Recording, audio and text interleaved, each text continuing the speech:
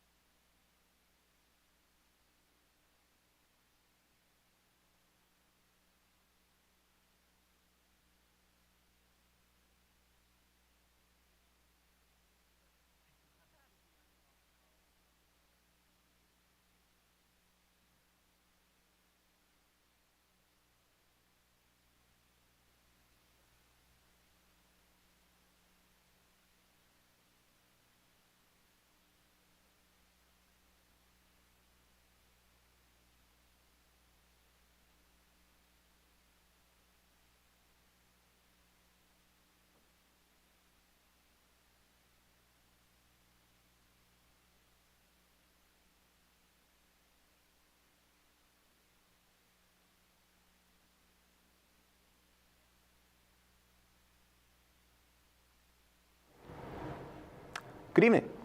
Thank you for joining us tonight for Rutland City School Board Candidate Forum. My name is Jim Sabataso. I am the news editor at the Rutland Herald. I'll be serving as tonight's moderator. We're very pleased to be part of this forum tonight, held in partnership with our friends at PEG TV. As moderator, I'm going to be asking questions of the candidates tonight over the next 60 minutes. The questions were generated by Herald editors and were not seen by the candidates in advance. Candidates will have 90 seconds each to answer. This town meeting day, voters will be choosing from a field of 5 candidates to fill 4 seats on the school commission. Now I'd like to introduce the candidates, starting with Ryan Carney, Heather Hauk, Kevin Kiefaber, incumbent, Mary McDonald, and incumbent Kathy Salsa. All right, thank you everyone for being here tonight. If we're ready, we're going to do introductions. You'll each get 90 seconds to give opening remarks, and we'll be choosing who goes first and rotated tonight by drawing names. And we will start with the first name here. And Kathy, you're leading us off. Okay, you'll tell me when I... Yep, 90 seconds starting now. Hi, I'm Kathy Salsa, and I'm running for school board. I'm reaching the end of my first term, and I look forward to using the experience I've gained in a second term. I began my service at the beginning of COVID, which had its own set of unique and difficult challenges for education. But a highlight was being on a team representing Rutland, working for new legislation on equitable education funding. Rutland kids will likely benefit from this new legislation with no additional cost. Another highlight was district-wide strategic planning. Students, parents, teachers, administrators, city officials, and local leaders collaborated to describe competencies essential for our kids as they move from kindergarten to graduation and beyond. There is more work ahead, and I'm excited to be a part of the evolution. As a parent whose 4 children have moved through RCPS from K through 12, and as someone who has 3 years' experience, with 1 as board clerk, I bring broad perspectives to the issues. Despite challenging times, we are in a period of growth and recovery. COVID funding is providing material infrastructure and programs to support the wellness and success of our students. I believe that if we start with a positive environment that includes everyone, we can deliver a world-class education to our students. Thank you for your time. Thank you, Kathy. Ryan?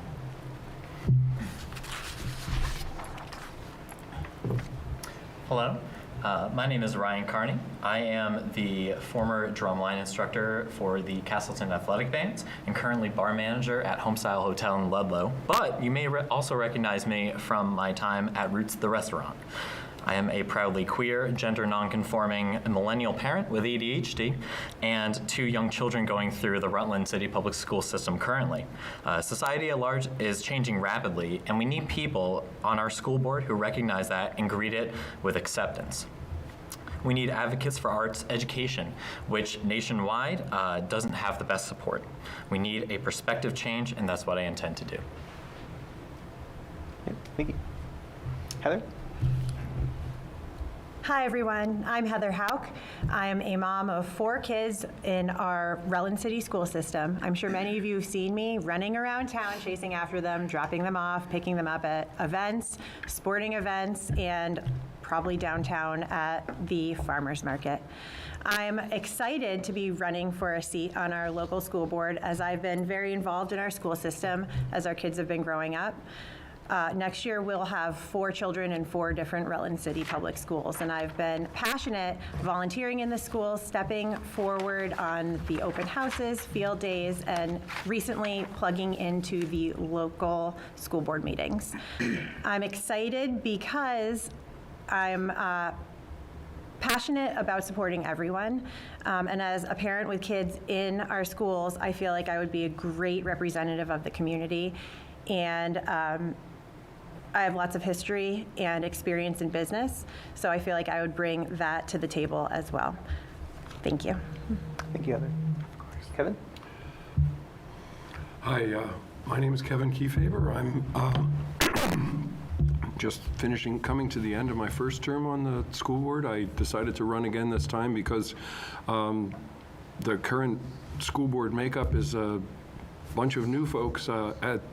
Having served 1 term, I'm one of the old guys, which is a little different, but I thought it would be important to continue with an experienced person on the board.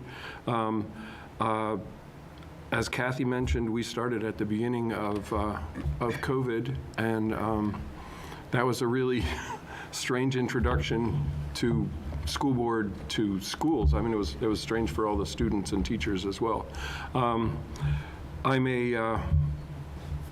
My work background is I'm a retired clinical social worker, guidance counselor. I'm currently working part-time at Otter Valley, just keeping my hand in the business. I have 2 adult children that went through Rutland Town and then Rutland High School, that were involved in sports and other activities at the school. I think one of my strengths is that I bring calm, rational, responsible decision-making to the board, and I'd like to continue doing that. Thank you very much. Thank you, Kevin. Mary? Hi, I'm Mary McDonald. I am a mother of 9, 4 of which have been through the Rutland City Public School systems, have graduated and gone on to colleges. I have 5 that are currently enrolled in the system. I own and operate my own preschool, which is a 5-star child care preschool out of my home. It's part of the Act 166 for Vermont, and we work directly with the Rutland City Public Schools. I have a teacher that comes in and works with my children at the child care. During the COVID pandemic, at one point I was teaching children from K through 12 virtually with all the other teachers at my facility. I am running for a seat on the board because I believe that I bring a lot to the table. I've been in the community for many years. I'm a paraeducator at the schools, a sub-teacher. I also am an LNA, so I work at some of the nursing homes here and there. I help with, my children and I created a side business called YCC. It's a youth communist club where we have worked directly with Boys and Girls Club, where the kids came in and worked and helped out with specialized childcare and things like that. I do work with DCF as well, and I am running to build on what we have and develop it from there. I think what we have is great, and we just need to move forward, making it greater. Thank you, Mary. Thank you. All right, we will move on to our first round of questions, and we'll draw the next name. All right, we'll be beginning with Kevin. All right, first question. Violent student behavior and bullying continues to be an issue in city schools, as it does in many schools around the state and the country. What additional steps beyond existing policies should the district take to protect students from bullying and violence? Well, that's a really good question. I think the programs that we have and that we're building are really helpful. We have a number of programs, the names of which are, I'm drawing a blank. There's a program that started last year with Erica Wallstrom that Michelle Fountain is running now. That's a smaller group program in the middle school that's really helpful. In the classrooms, there's also teaching social emotional learning and social skills, which is also really important. For the most part, students who become out of control behaviorally are in difficult situations at home and in their life in general, and we need to offer those students supports. We have good counselors, but I think we have some vacancies that we need to fill. I think there isn't anything drastically different that we need to do except fill those positions. But I think for the most part, we have good programs in place, and we need to allow them to do what they do best. Thank you. So what I think we should do is, I think we need more police on the grounds, not to, threaten anybody or show any, just for security purposes, so children feel safer. I think the officer that visits the school maybe once a week now, because he does all of them, and they only have one officer now that goes to the schools. Back a couple years ago, we had like 2 or 3 different ones. I think we need more staffing. I think we need to listen to the teachers more so that we can understand where they think that this animosity or the stuff between the children is starting. I think there's been way too many clear the hallway situations where children have had to go into lockdown because one kid is unaccounted for and he's in the hallway when he shouldn't be. And I think more staffing is one of the major things that we can do, and more officers, or even if we hired a security company that's around that could go in and just kind of check things out. I think that would be something that the parents would want to. I think that the programs that we have are definitely working. I think the counselors are doing the best they can. I just think that they need our support, and we need to ask them what they think we should do as well. Thank you. Kathy? So I think that that learning, the first element in learning is to have a safe environment for teachers and students. Without a safe environment, it's really difficult to gear into learning, whether it's social and emotional learning or academic learning. And so, given that we've just come out of a pandemic,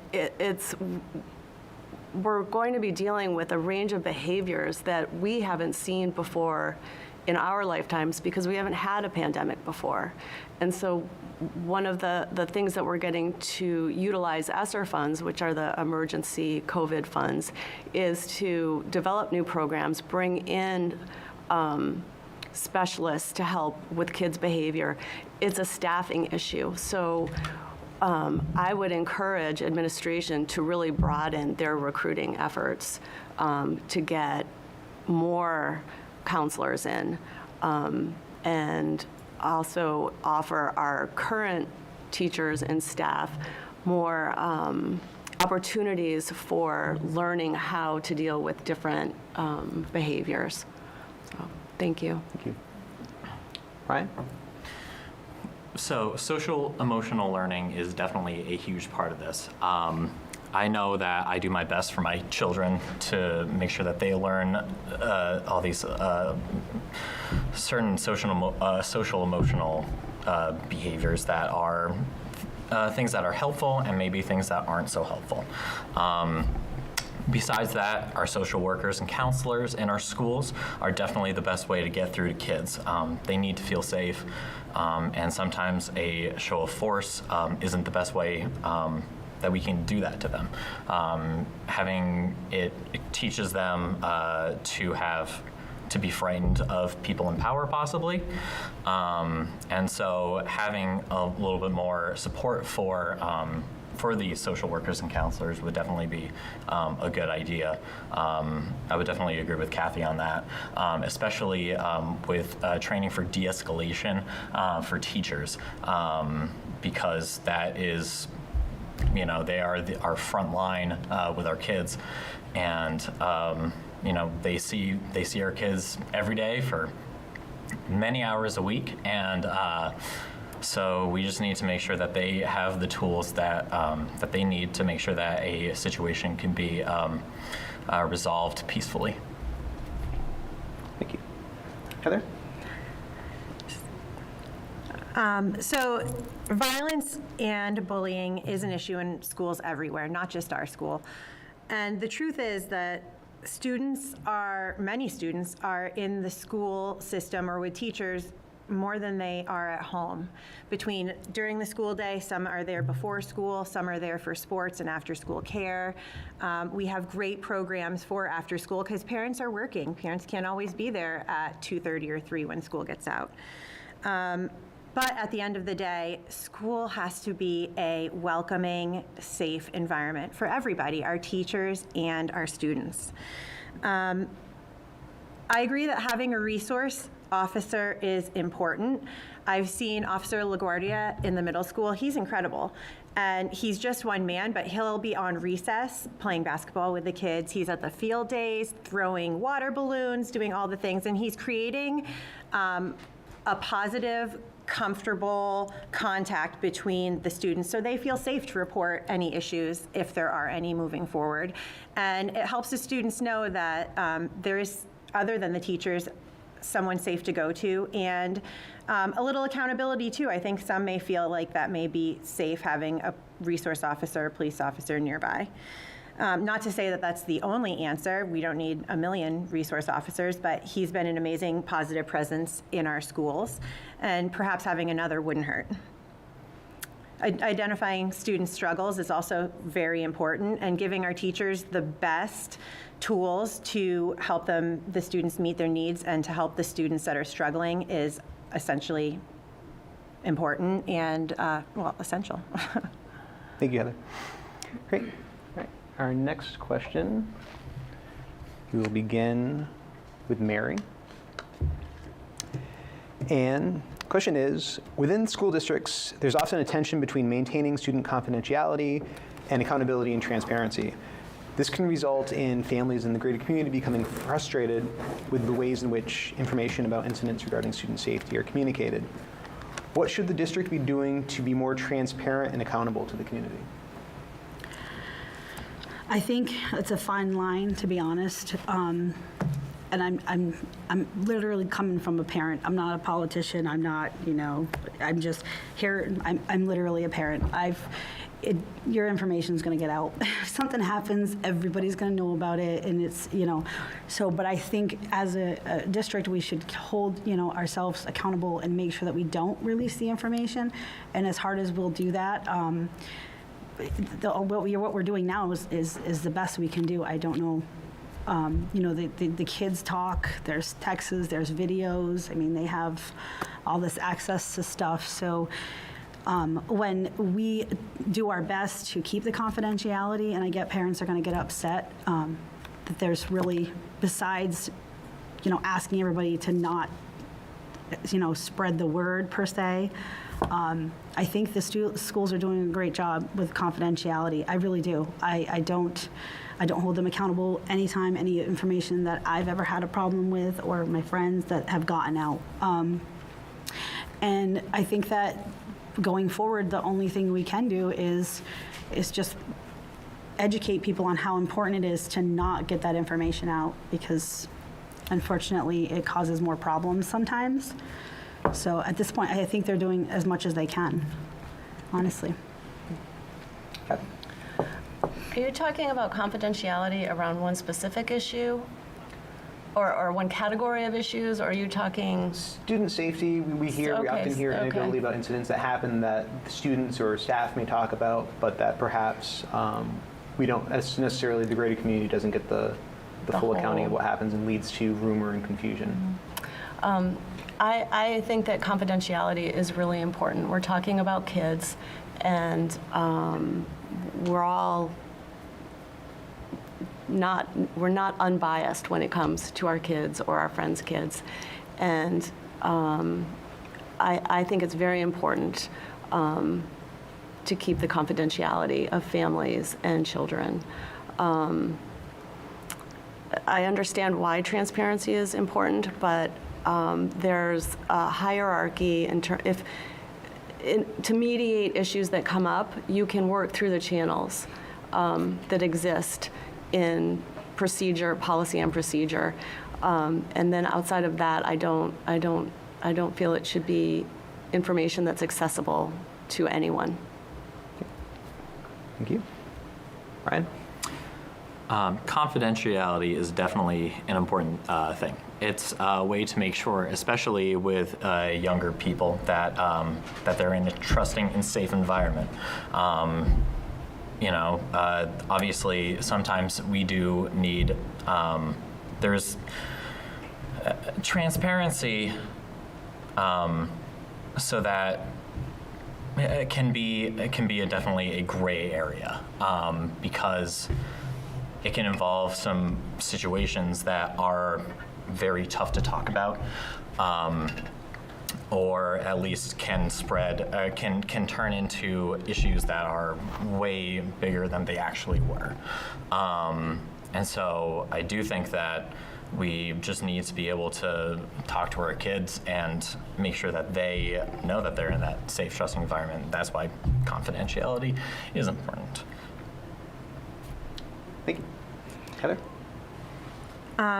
Transparency and confidentiality are both very important in different areas as far as I'm concerned. So from a parent's perspective, for safety, transparency is important as far as major events, bomb threats, active shooter threats. Our whole state received a number of random schools received active shooter bomb phone calls, which ended up being a hoax. But from a parent standpoint, if you don't know that's going on, we now live in a time when children have phones and can text you. The community can text, so it's scary. And if the parents aren't notified that this is happening, it creates chaos and confusion amongst the community, which is scary. So in that sense, transparency is important, mixed with confidentiality. So if there's specific children involved, if there are specific teachers involved, confidentiality is very important from both the administrative perspective and from the student's perspective. It's so important for parents to have that conversation, that we now live in a world where you can text or put on social media or share on Facebook what is happening, but it's not appropriate to do so. So I think it's important for us as parents to tell and have that conversation with our children that individual events must be kept private. Names should be kept off of social media. But from a school standpoint, for safety concerns, it's important to share major events that are going on so the community feels safe and reassured. Thank you, Heather. Kevin? As a social worker, confidentiality is really, really important, especially when we're talking about children and discipline situations. If it's really a matter of perspective. If you can put yourself in the position of either that student or that student's parents, you wouldn't want the rest of the community talking about the disciplinary process that that student is going through. That should not be public knowledge. That needs to be kept private. As Heather pointed out, school-wide situations, the information about that is going to get out, but it's really, I think our schools are doing a good job these days of getting out the real information, the information about that hoax. I was at Otter Valley, and they were one of the schools that got that call, and the student body and the parents were informed almost before the teachers were. It was really quick. And I think all of our schools are pretty aware of that and doing a really good job of that. So yes, there can be transparency, but not about individual students and individual situations. The thing about students is through our discipline process, we want to make it so that that student can return to school and be successful in the school environment. And in order to do that, the disciplinary process needs to be confidential. And that's really important. Thanks. Thank you, Kevin. Next question will begin with Brian. And it is, what role does the school board play in developing curriculum? I think the school board should play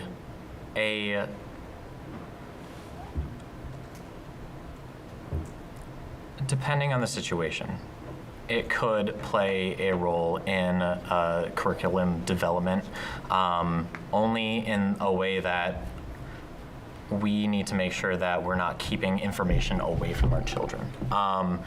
We are learning about a lot of schools in other different parts of the nation where there are cut classes or there's cut programs where people aren't actually able to learn about, say, like certain aspects of history. I think that if or like say, there's like we're not able to talk about gender identities or anything like that, which is, hugely important, and make sure that our kids have the ability to actually appropriately identify themselves. So in a way that we need to make sure that our kids aren't being denied knowledge. If we feel that our kids are being denied knowledge, do I think that we could step in? I would not want to say yes off the top. I definitely think that is a conversation that would eventually be needed to have with, say, specific teachers, but that's about it. Thank you. Heather? I believe that the curriculum should be developed by the teachers and the administration. The school board's role is more to ensure that a variety of classes are being offered, that standards are being met, that our students are given the opportunities to learn what they need to learn to succeed in life, and what they want to learn. History is so important, and it's important that we are given the opportunity to learn that. Arts are important, music and physical activity is important. So all of these things are important for teachers to be given the opportunity to choose how they teach. And I feel that the school board should be there to make sure that the variety is offered and that as I said, the benchmarks are being met. And it's fun. I've sat in on a few school board meetings. I think our school is doing an amazing job. And, how do you choose where to go? There's so many things to learn about. But I think that Rutland personally is doing a fantastic job. And it's fun to watch and see. Having kids in the school, they're excited to come home and take these new classes. So it's very fun. Thank you. Kevin? Curriculum is really not, I could echo what Heather just said. She did a great job there. Curriculum is, the experts are the teachers and the administration.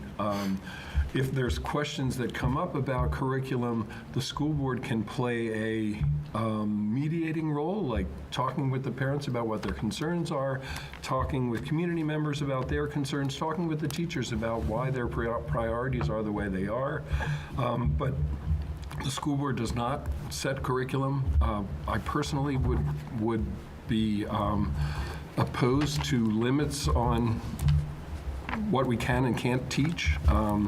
Banning books is absolutely off the table as far as I'm concerned. I don't know. There's not a whole lot more to say. Well, first of all, Heather did a good job. and then, it's not really the school board's job for the most part. Thank you. I think, again, it's not the school board's job to build curriculums or create them. It's individually done by a teacher for each classroom for the students that are coming in based on the observations and the assessments that the teachers have done on the children they'll be working with. So I don't think it's our job to do that. I think what our job is to support the teachers after they have built their curriculum and support them in any way we can, whether it be materials, tools, an aid, extra money for a field trip that some of the class maybe does not want to go to. I think our job is to find the connections in the community that can help the teachers and our staff members and our schools to build the exact curriculums and programs that they want for our children. We have many, excuse me, many programs right here in our community that are willing to give huge discounts. I've spoken to dance studios. I know the Boys and Girls Club is one of them that does work with us directly. But I think that our job is to be aware and know what the teachers need to teach our children and to make those connections for them and find those in their community. So if a teacher comes up and says, I'm working with the children and we're going to do some sensory stuff on such and such subject, we want to connect them with the Wonder Feet Museum and have them go do a visit there, things like that. I think our job is to find connections and connect the teachers to the tools and materials they need to build their own curriculums. I think that they're the experts, they need to build it, and we support them. Thank you. Kathy? The role of the school board, the function of the school board is to oversee policy and the budget. That is our role, and we work with the superintendent. The superintendent is the board's one employee, and then there's sort of a tree of responsibility that falls down from that. So from a teacher's perspective, having all the different board members coming at them with their individual ideas could really make it difficult for teachers. So you really try to work through the superintendent and have that conversation. The budget dictates a lot of curriculum, the number of teachers that we have, and ultimately it's the taxpayers who vote on the budget. So there's not any one person or one entity that forms the curriculum or really anything that happens. It's a huge district. It's a lot of moving parts and pieces. I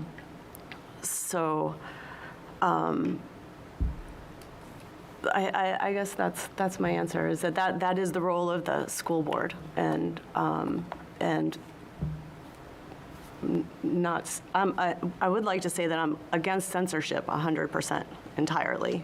Schools are for learning, for gaining knowledge, and not a place for censorship. Thank you. Kathy brought up budget, so let's talk budget. We'll be kicking off the next round of questions with you, Heather, and it's about the budget, like I said. So what are your thoughts on the proposed budget for the district? As a board member, where would you look to see to make cuts? Conversely, are there any areas you might consider not cutting or spending more money in? Well, I haven't looked closely at the proposed budget for this year, but as a whole, I supporting our faculty, staff, teachers, and students.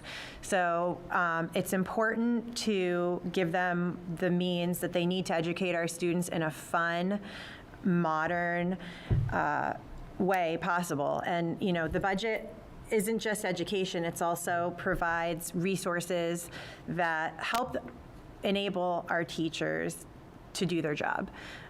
So I supporting them. As far as what I would cut, I'm not sure of where I would go there.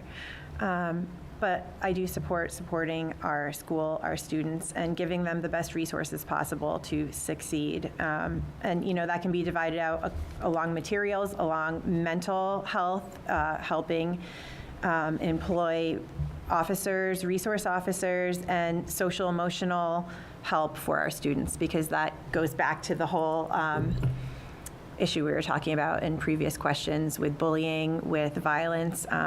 I feel that goes back to troubles in home, and that would be a great way to help combat that. So I supporting our family and the budget and our students, and the budget is a great way to do that. Kevin. Okay.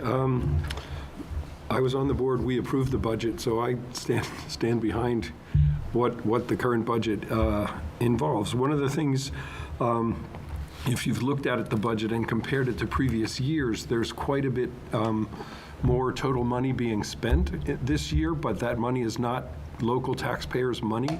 A lot of that money is ESSER funds, as Kathy mentioned earlier. Our school district has done a great job of making use of federal funds through ESSER to fix up school buildings. There's lots of new floors in different places, and asbestos being, abatement is the word. Asbestos being removed and replaced with safer materials. And so if you look at the budget and you notice that it's higher this year than in previous years, that's because a lot of that money is going to, is federal money, that we have to report spending it, but it doesn't actually come from local taxpayers. I think we do a really good job of making the most of Ted Plemenos, our finance guru, is great. We have done great jobs buying new school buses, and anyway, I think the budget is great. I wouldn't cut anything. Thank you. Mary? Well, I got a quick look at the budget. I didn't get to look at the whole thing, so basing off what I just looked at. But I have supported the budget in the past. Many years, I voted for the budget. I think what I just heard, that it sounds like, the stuff I didn't get to see, is great. I know, I don't know exactly where I would cut because, again, I didn't see the whole budget, but I trust that the board is doing what is best for our children right now, and I've always trusted that they were, financially. I don't think I've ever questioned the financial decisions the board has made for the schools. So yeah, I would support it. I don't. Besides getting a whole 100% look at every little dime that's being spent, I would support the budget, especially from what I just heard. Thank you for filling me in. Appreciate it. Kathy? So this year, we have $13 million in federal funds, ESSER money, and our team at RCPS has been working so hard to make sure that we utilize those funds to their absolute fullest. And so there are floors, like Kevin mentioned, but also programs, and also our strategic planning project. So keep in mind when you look at the budget that there's this $13 million that is not coming from our community to build all of this awesome stuff. I think our schools are going to physically get a makeover, which is really, really exciting. In terms of per pupil costs, they match the Vermont state average. So we're right where everyone in the state is, and the budget itself hasn't increased. If you remove the ESSER funds, we're where we were. So, which is amazing because inflation has skyrocketed, and we've managed to keep it pretty close to baseline. Thank you. Ryan? I am somebody who almost never approves of cuts, especially to school budgets. Teachers are already grossly underpaid enough, I believe at least. I've been affected by cuts to healthcare. My spouse was a music educator. Cuts to healthcare, not approving salary steps. On a yearly basis. Of course, I definitely feel greatly about music and all arts. I think that often it doesn't get the support that it needs. So I always push for more arts education. I also think that social work is an important thing to have, to throw more money into, no matter what. Just because, especially if we are having, issues around, honestly, nationwide, with bullying, social work is the way that we get through to kids. Great. All right. Next round of questions. We are going to Kathy. And it is, what issues do you believe the district needs to address in its academic programs and offerings? What changes would you recommend? Well, interesting you should ask that question because we've been working really hard this fall with an organization called Battelle for Kids. They're a nonprofit, working with us to do some strategic planning and identify some competencies that we need to focus on. So all of that work is in progress. So I actually don't want to speak to that because I want to see what Portrait of a Graduate looks like and what the next steps with that program look like. Everyone's been working super hard. I think we need to focus on more pandemic recovery. I mean, we're all sort of feeling like it's getting better, but the kids really missed out on being in school for all that time, and the structure and the social contact. So I think if I were going to suggest anything, it would be more to help kids get back academically and socially back on track to where they should be for their age. Thank you. Ryan. I would definitely agree with Kathy on this one. Having at the beginning of the pandemic, when lockdowns were happening, and I had a 5 and a 3-year-old in my house, those are hugely important ages for social development, and even, they're learning so much every single day. And it was a challenging time for everybody, parents and especially kids. Remote learning, we learned, is not a proper substitute for actual in-school learning. So getting kids back on track to that point is definitely huge. And so seeing just kind of how we can support the kids in a way that that they can, like you said, get back to their proper their proper development for their age is definitely the best way to figure out how to go from here. Thank you. Heather. Can you repeat the question one more time so I Sure, can form sure. my answer? What issues do you believe the district needs to address in its academic programs and offerings, and what changes would you recommend? So I don't specifically see issues. I think that the community and the school district is doing a great job. They really pivoted during COVID because we were all hit by COVID like a brick wall. The world shut down literally, and we did all learn that remote learning is not ideal, but I feel like the teachers did an incredible job making it happen anyway, figuring out how to make it happen. And many of them had kids of their own at home that they're tandemly teaching and teaching their class. So the fact that we all survived that is a blessing in itself. Moving forward, now that we're back in school, different age groups are facing different issues. The youngest, kindergartners, first, second graders, kindergartners were the COVID babies that had never been away from home because they couldn't be. So, offering them programs and things that are fun to transition is huge. And I think our teachers are doing a great job in that. I know the elementary schools have a different transition program than they used to, which is great.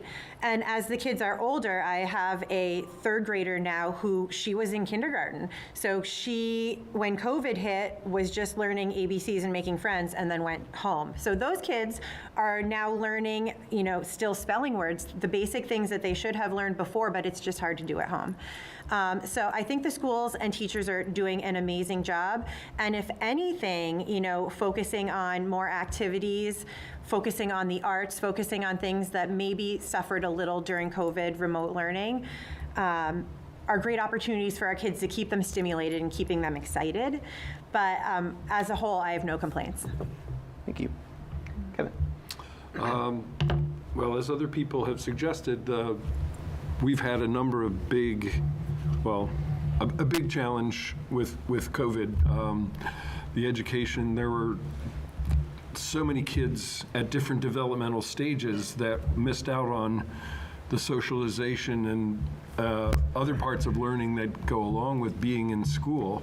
And we're just beginning to figure out how to address that and how to remediate those kinds of situations. But also, our technology and our world is changing really dramatically and at a rate that we've never seen before. And it seems to keep going faster and faster and faster. So one of the things that we talked about in the Portrait of a Graduate program was how to prepare our kids for that ever-changing world. And having good communication skills, collaboration skills, flexibility to be able to identify their own skills and how they can be applied in different situations. As the economy evolves and as technology changes, our kids are going to need to be.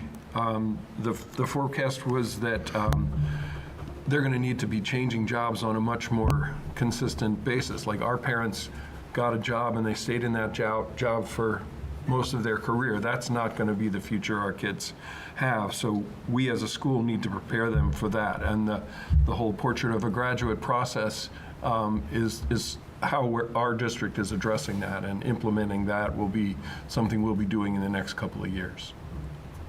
Thank you, Kevin. Mary. I'd like to know more about the graduate portrait. Portrait of a graduate. Okay, portrait of a graduate. I'll look at that. But anyways, I would be more of an advocate for adapting as opposed to changing or adding to what they already have. I know when I went to school, we had home ec. We learned how to cook. We learned how to balance checkbook. We learned how to sew. We learned how to life skills.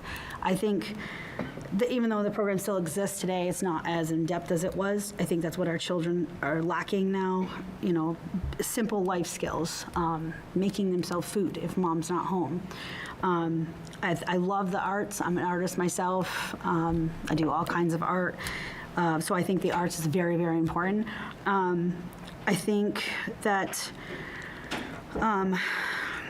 we have these plans called Yes Plan at the high school level, and they have it similar at the middle school level, but I don't know the name of the program.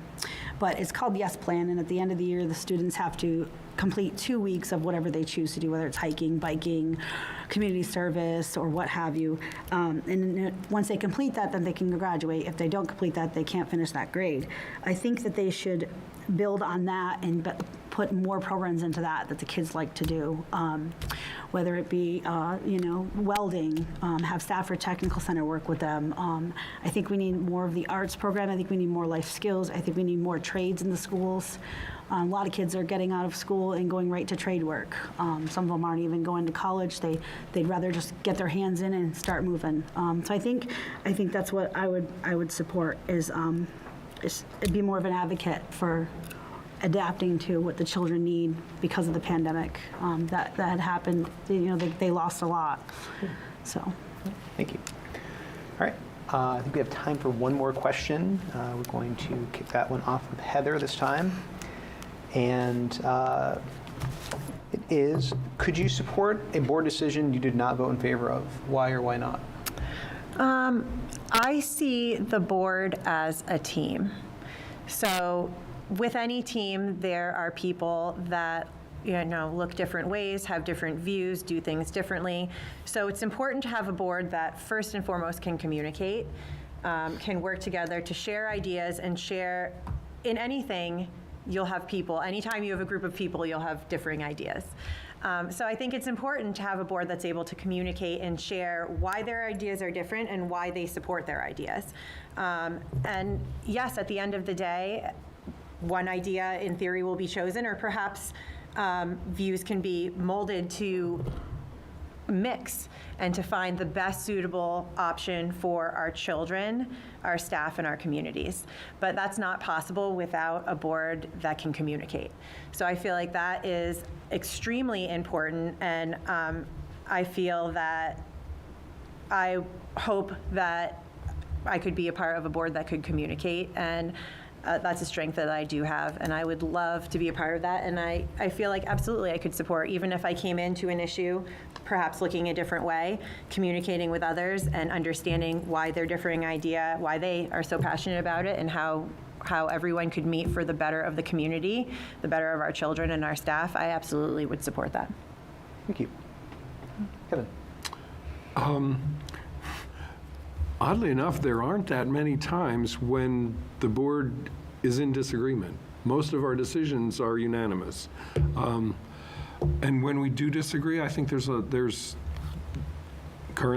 respect for disagreement, and I think that's responsible and understanding. And as Heather said, we're a group of 11 people that needs to make decisions together. We're not going to fully agree with everything everyone else says, but having respect for the other board members and their opinions is really important. And we need to present as a role model to the community for how we make decisions and disagree respectfully. And I think that's really important, because when we don't do that, we get on the news, and it's not good publicity. It's not good role modeling for our children and for our students. And so, yeah, I think respect for differing opinions, even if you don't agree with them, is important.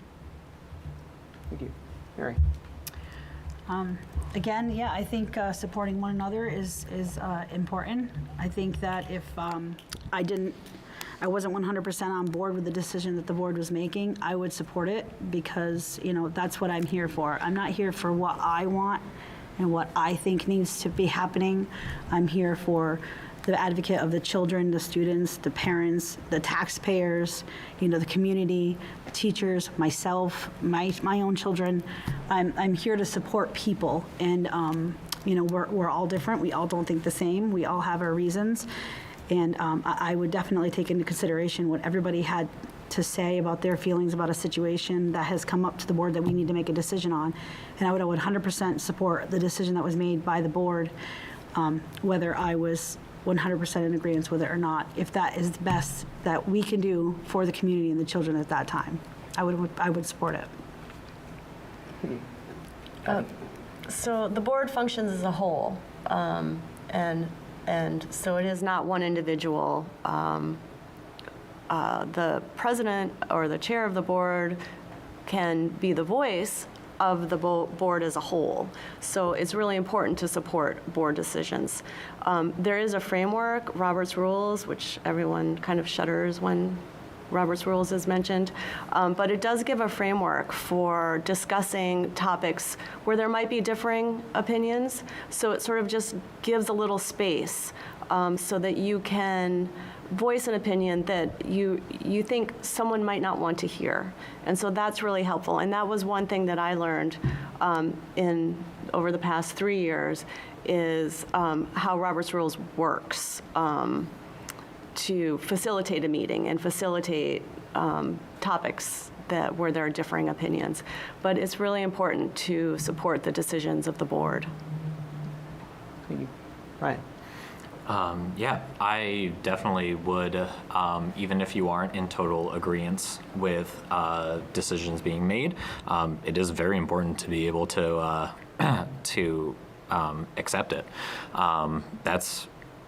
It's one of those things that has been largely on a large scale, accepting a decision has been a little bit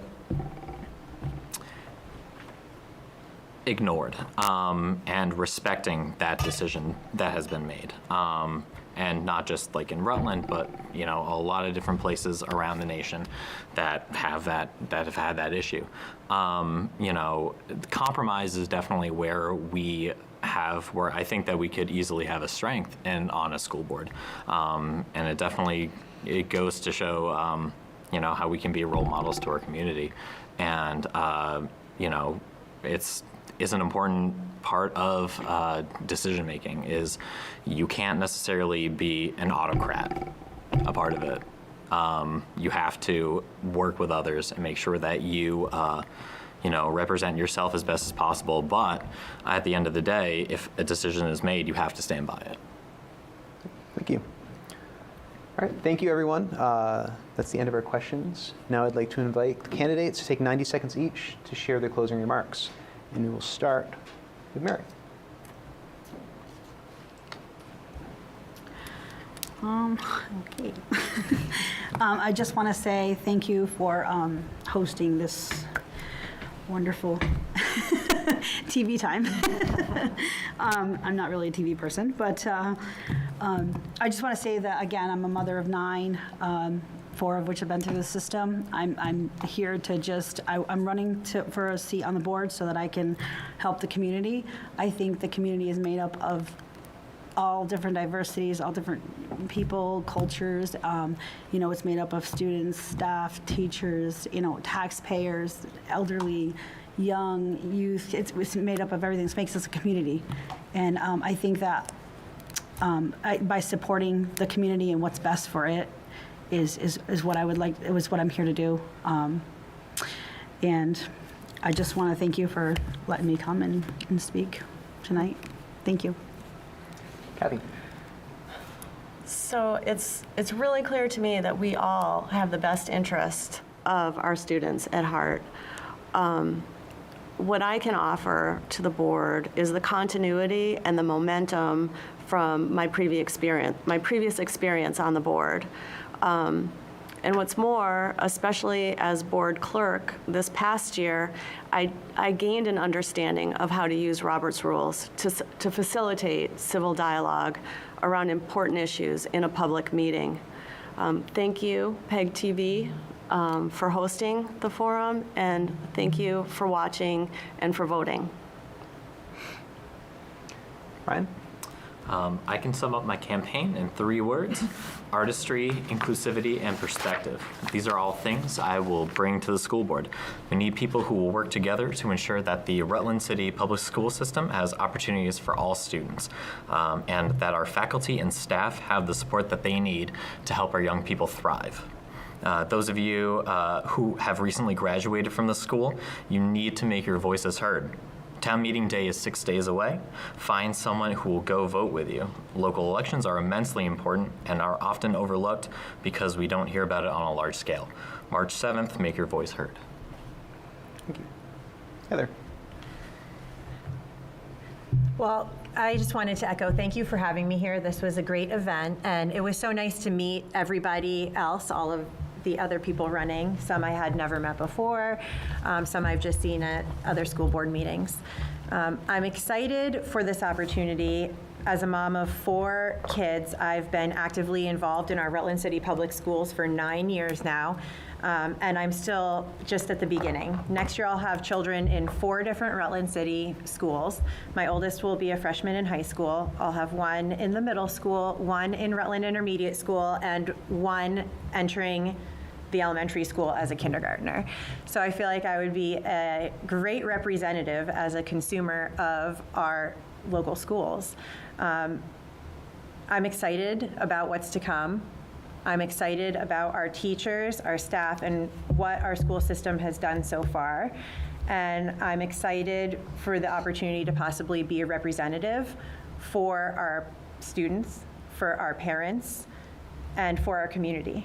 Many parents and many community members don't have the time or can't get involved actively because of work constraints, because of time constraints. So I would love to be given the opportunity to step forward and do that, and I feel as though I bring a lot to the table.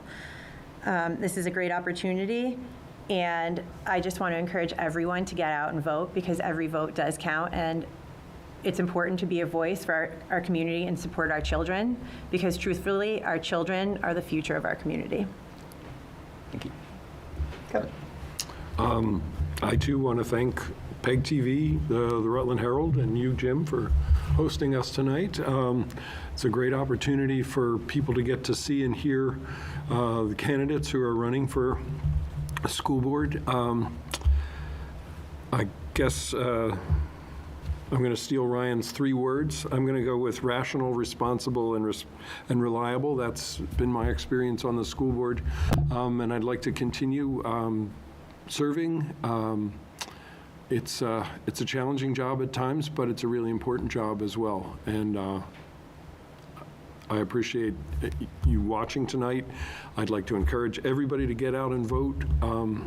And I think that's it. Well, again, thank you to our candidates, Ryan Carney, Heather Hauk, Kevin Kiefaber, Mary McDonald, and Kathy Solsa. And a special thank you tonight to our partners at PEG TV for recording and rebroadcasting this discussion between now and Town Meeting Day on March 7th. Please exercise your right to vote.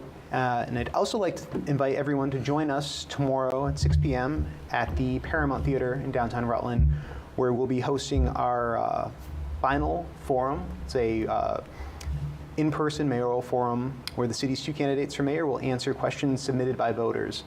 That is tomorrow night at the Paramount Theater at 6 p.m. I'm Jim Sabataso for the Rutland Herald and PEG TV. Thank you and have a great night.